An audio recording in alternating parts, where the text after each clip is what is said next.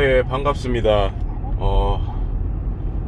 오늘 날씨가 비가 올 것 같네요.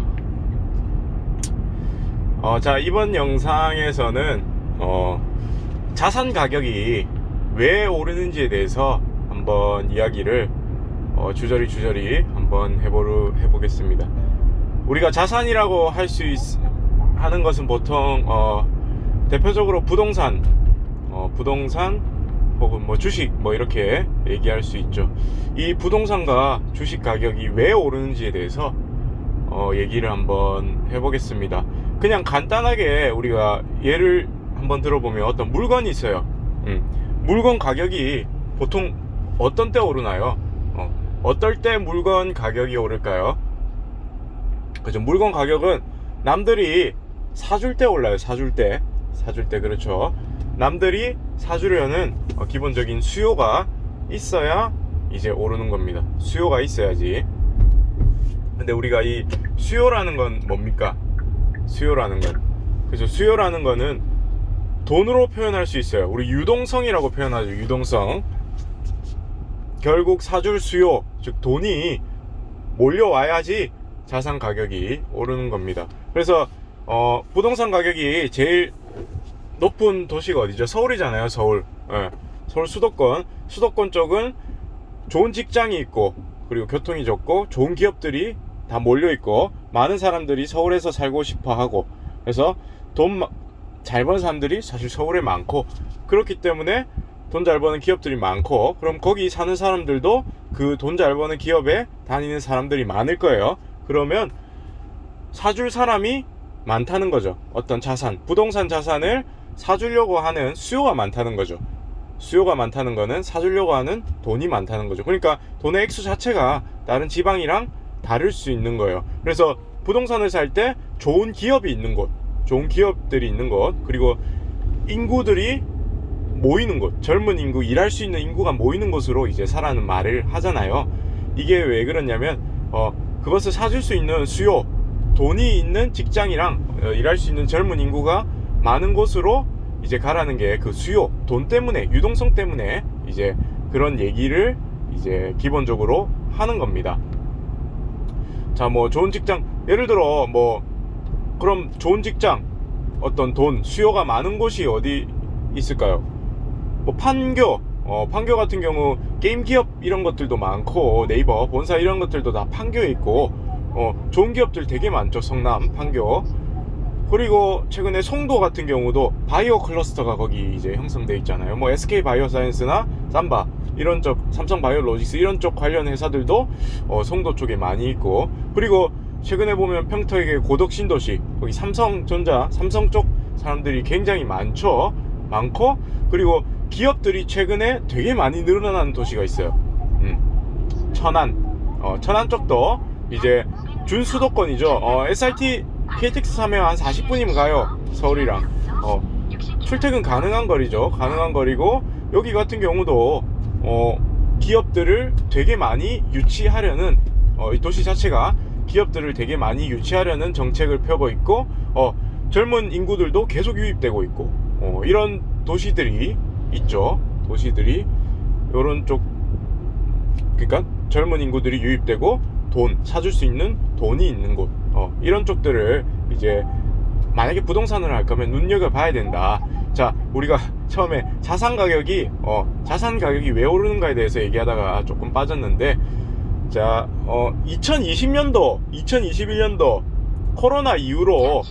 특히 코로나 이후로 자산 가격이 폭발적으로 이제 그 2년간 상승을 했어요. 그 이전과 뭐가 달라졌을까? 예를 들어 서울 같은 경우는 항상 서울이라는 곳의 입지는 계속 좋았는데 왜 하필 예를 들어 2006년도 7년도에 오르지 않고 2009년도 10년도 2011년도 2015년도 16년도에 폭발적으로 상승하지 않고 왜 하필 2020년도 2021년도에 폭발적으로 그 부동산이나 주식 같은 자산 가격이 상승했을까? 그 전에 1년 전에 상승했을 수도 있잖아요. 3년 전에 상승했을 수도 있고, 왜 하필 그때 상승을 했을까 하는 자산 가격이 왜 오를까에 대해서 얘기를 한번 해보려고 합니다. 바로 왜 오르냐면, 왜 2020년, 2021년도에 올랐냐면 아까 얘기했던 돈, 수요, 유동성이 그때 많이 풀렸기 때문이에요. 2020년도 3월에 코로나가 터지고 뭐 주식시장도 툭 떨어지고 어떤 디플레이션형 침체 위기가 왔었어요. 그때 연준이 이제 뭐라고 했냐면 무제한 양적 완화를 하겠다. 이전 영상에서 한번 얘기를 한 것 같은데, 무제한 양적 완화를 하겠다. 무제한 양적 완화는 뭐냐면 자산 가격이 떨어질 것 같으면 자기들이 이제 돈을 풀어서라도 시중에 유동성을 공급해서라도 그것을 막아주겠다는 얘기예요. 이게 암묵적으로 주식시장, 부동산 시장을 떨어뜨리지 않겠다는 얘기예요. 합의예요. 암묵적인 합의. 그래서 사실은 이때는 진짜 투자를 했었어야 됩니다. 해야 되는 타이밍이었습니다. 뭐라도. 예. 그래서 그때는 코로나 때 우리 기억나요? 재난지원금이라는 형태로까지 돈을 풀었잖아요. 돈을 푸는 형태는 한 3가지 정도가 있어요. M1, M2, 뭐 M3. 이게 모네터리 팔러스 해가지고 통화정책이에요. 통화정책이 그때는 M3까지 쓴 거예요. M3는 뭐냐면 그 헬리콥터 머니라고 해서 돈을 뿌리는 형태로까지 나아간 거예요. 돈을 뿌리는 형태로까지. 요 정도 되면 이제 그죠? 시중에 돈이 막 도는 거예요. 막 도는 거. 자, 그리고 통화라는 게 보통 한 3가지 종류가 있어요.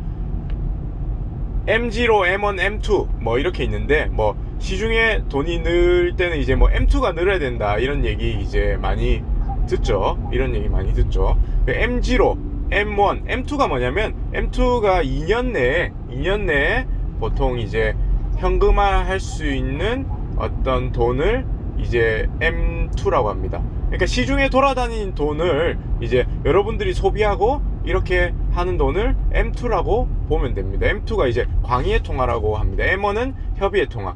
M0는 뭐냐면 본원 통화라고 해서, 이거는 보통 이제 뭐 은행들끼리 이렇게 주고받거나 뭐 한 요 정도 이제 보면 돼.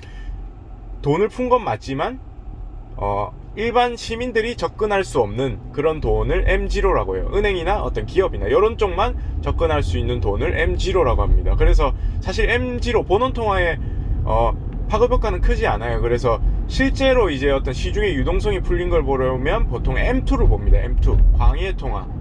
광의의 통화. 지원금 뿌리는 거나 이런 거 같은 경우는 시중에 이제 돈이 뿌려지는 거기 때문에 사실은 자산 가격이 눈에 띄게 이제 오를 수 있는 것과 크게 상관이 있다고 봅니다. 그래서 그때 코로나 때 풀린 이제 어떤 돈의 양이 사실은 너무 어마어마했기 때문에, 지난 2008년 이제 리만 브라더스 사태 이후로 양적 완화를 하긴 했지만, 그때부터 이제 코로나 전까지 풀린 양보다 이제 코로나 때 풀린 양이 결코 적지 않기 때문에 이렇게 급격하게 자산 가격이 이제 오를 수 있었던 겁니다. 그래서 우리나라 같은 경우는 그때 금리가 이제 0%로 이제 내려갔죠. 제로금리 이렇게 돼가지고, 제로금리라는 거는 이제 사람들이 시중에서 대출을 빌리기가 굉장히 용이하게 됐다. 대출의 형태로도 돈이 많이 돌 수 있는 거예요, 시중에.